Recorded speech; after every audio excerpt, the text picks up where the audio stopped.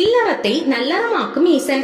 புதுக்கோட்டையிலிருந்து வந்து கொண்டிருந்த கம்பராஜா ஒரு கிராமத்தை அடைந்த போது இருட்டிவிட்டது. இரவில் சிவ தரிசனம் செய்த பிறகே உணவு உண்டு உறங்க செல்வது அவரது வழக்கம். அந்த ஊரில் கோயில் எங்குள்ளது என்று தெரியவில்லை. ஊராரும் உறக்கத்தில் ஆழ்ந்திருந்தனர்.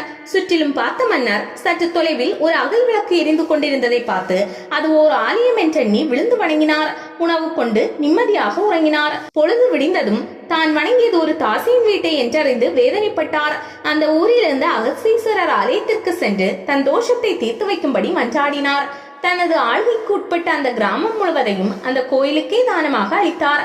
அன்று முதல் அந்த கிராமம் கம்பராஜாபுரம் என்றே அழைக்கப்பட்டது. மன்னர் வழிபட்ட இறைவன் அகஸ்தீஸ்வரர், இறைவி அகிலாண்டேஸ்வரி. மகா மண்டபத்தின் வலதுபுறம் அன்னையின் சன்னதி. 4 கரங்களுடன் புன்னகை தவள நின்றிருக்கிறாள் அன்னை. மேலிரு கரங்களில் மலரை தாங்கி, கீழிரு கரங்களில் அபயவரத முத்திரைகளுடன் காட்சி தருகிறாள். கருவறையில் இறைவன் அகஸ்தீஸ்வர சுவாமி லிங்க திருமேனியில் தரிசனம் தருகிறார். அகஸ்தியரால் வழிபடப்பட்டவர். இறைவனுக்கும் இறைவிக்கும் உற்சவமூர்த்திகள் கிடையாது. எனவே அவர்களின் வீதி உலாவும் கிடையாது. கோயிலுக்குள்ளேயே இறையறம் நடத்தி கொண்டிருக்கும் இவர்கள் பக்தர்களின் இல்லறத்தை நல்லறமாக நடத்தி தருபவர்கள் என்பதை பக்தர்கள் சமர்ப்பிக்கும் புடவை, தாலி போன்ற காணிக்கைகளிலிருந்தே அறிய முடிகிறது. கம்பராஜபுரம் என்ற இந்த ஊரின் தற்போதைய பெயர் தளிஞ்சி.